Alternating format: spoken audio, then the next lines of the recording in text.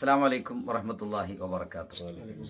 ബിസ്മില്ലാഹിൽ അൽഹംദുലില്ലാഹ് വസ്സലാത്തു വസ്സലാമു അലാ നബിയിൽ മുസ്തഫ സല്ലല്ലാഹു അലൈഹി വസല്ലം വഅലാ ആലിഹി വസഹ്ബിഹി അജ്മഈൻ അമ്മാ ബഅദ്.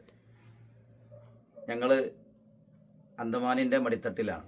മണ്ണാർക്കാടും മലപ്പുറവും കഴിഞ്ഞിട്ട് റൈറ്റ്മോ എന്ന സ്ഥലത്തെ ചെറിയ ഒരു ഉദ്യാനത്തിലാണ് ഞങ്ങളുള്ളത്.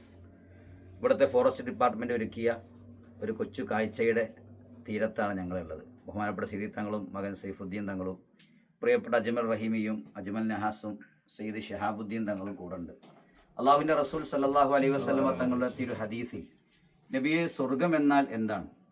അപ്പോൾ അള്ളാഹിൻ്റെ റസൂൽ പറയുന്നുണ്ട്, ആ സ്വർഗീയ മാണിക്യ കൊട്ടാരത്തിൻ്റെ അകത്തളങ്ങളിൽ നിന്ന് നോക്കുമ്പോൾ നിനക്ക് പുറം കാണാം, പുറത്തു നിന്ന് നോക്കുമ്പോൾ നിനക്ക് അകം കാണാം. അത്രക്കും ഒരു വലിയ സുന്ദരമായ കാഴ്ചയാണ് പരിശുദ്ധമായ സ്വർഗത്തിലുള്ളത്. അപ്പോൾ ഇത്തരമുള്ള മനോഹരമായ കാഴ്ചകളിലൂടെ അരികത്തിലൂടെ നടന്നു പോകുമ്പോൾ അള്ളാഹുവിൻ്റെ പരിശുദ്ധമായ സ്വർഗത്തിൻ്റെ മനോഹര കാഴ്ച എങ്ങനെയായിരിക്കും? അള്ളാഹു നമുക്കൊക്കെ അത് അനുഭവിക്കാൻ സാധുക്കളായ നമുക്ക് അള്ളാഹു തൗഫീഖ് നൽകി അനുഗ്രഹിക്കുമാറാവട്ടെ.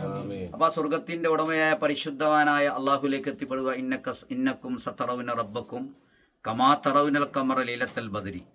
14-ാം രാവിൽ പൂർണ്ണചന്ദ്രനെ കാണുന്നത് പോലെ നിങ്ങൾക്ക് നിങ്ങൾ റബ്ബിനെ കാണാൻ സാധ്യമാകുമെന്ന് പരിശുദ്ധ നബി സല്ലല്ലാഹു അലൈഹി വസല്ലം. അപ്പോൾ പരിശുദ്ധമായ ഖുർആനിലുള്ള അധ്യാപനം, നിങ്ങൾ ഒട്ടകത്തിലേക്ക് നോക്കുന്നില്ലയോ, നിങ്ങൾ പർവ്വതത്തിലേക്ക് നോക്കുന്നില്ലയോ, നിങ്ങൾ ഭൂമിയിലേക്ക് നോക്കുന്നില്ലയോ, നിങ്ങൾ മലകളിലേക്ക് നോക്കുന്നില്ലയോ എന്നെല്ലാം പറയുന്ന പരിശുദ്ധമായ അധ്യാപനങ്ങളിലൊക്കെ പ്രകൃതിയുടെ അകക്കാമ്പുകളിലേക്കുള്ള തേടിപ്പോകുന്ന ഒരു സുന്ദരമായ ഗവേഷണ പഠനമൊക്കെ അതിൽ അള്ളാഹു താല്പര്യപ്പെടുന്നുണ്ട്.